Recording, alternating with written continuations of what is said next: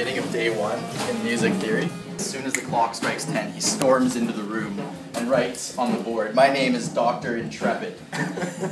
I will not have anybody being late for this class. I will not have anybody yawning. That's a $4 fine. I'm going to add up the fines." And he's being like a real hard ass about everything. And then he says, "Now that the heavy shit's out of the way, we're going to talk about music theory, which is like a quasi-religious pursuit to me."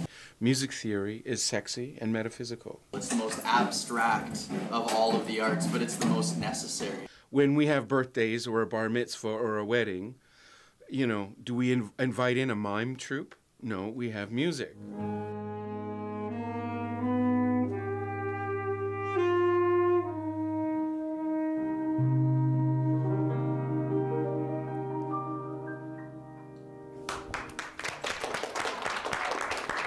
There's this idea that, well, you just use your ears and you practice a lot and you just use your guts and instinct and your heart. When I was trying to write songs, it would always be very limited to, you know, the power chords that I knew. Now I understand that there's this infinitude of possibilities. Music's about tension and release and movement and telling a story, pulling the listener into a different tonality, and you can do that with just one note that's outside of the key. Music theory's been given a bad name. Traditionally, people have thought of it as a very dry, very staid, very arcane subject matter. And it's not.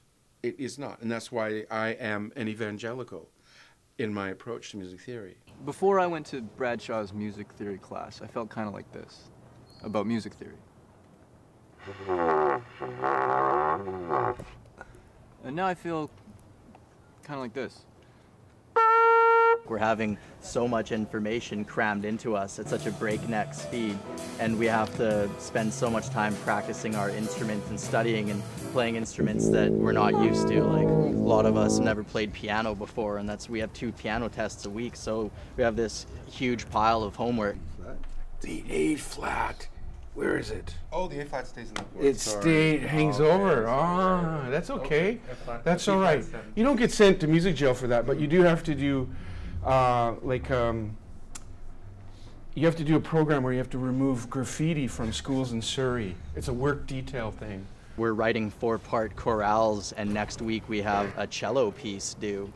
And many of us have never written music at all before. Please, you guys, don't panic. Don't shave your heads, okay? If you run across something you've never seen before, that's the point. I don't even feel like I had to study for the midterm because it was just there. You somehow just osmosis, you absorb the information. I've composed Gregorian chant for the instructions. Analyze the following chords by placing chord symbols above the staff. It's silly, but it works. Thank you very much.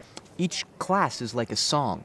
The B section, a jazz song. Features he's got a plan, right? He's got a basic set of chord changes. Like Olio, but no he's totally doing whatever he wants with it. And you need to be a master of the material to play with it that hard.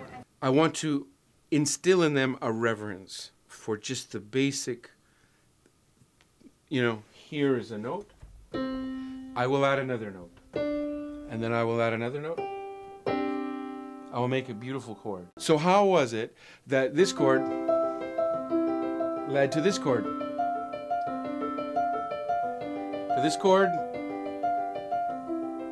That makes a satisfying arc and a satisfying music utterance or sentence. And why is that? Why did this moment come after this moment?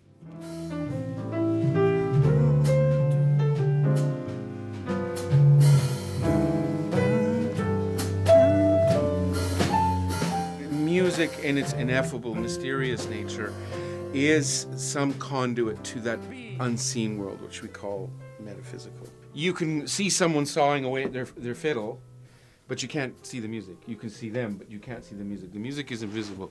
And so I really feel that in this secular society, music is where most people, you know, search around, feel around for the metaphysical, for the invisible.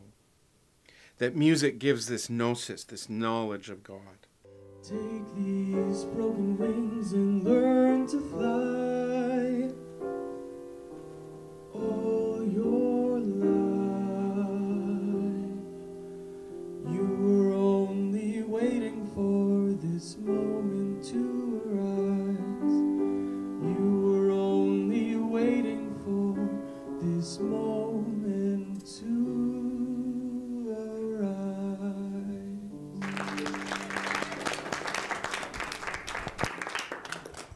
Too beautiful, I don't know what to say. You guys are like angels.